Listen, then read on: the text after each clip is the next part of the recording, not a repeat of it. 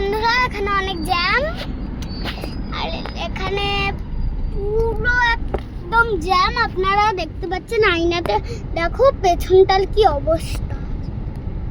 এই দেখুন পেছনে কত গাড়ি আছে, সামনেও পচা না।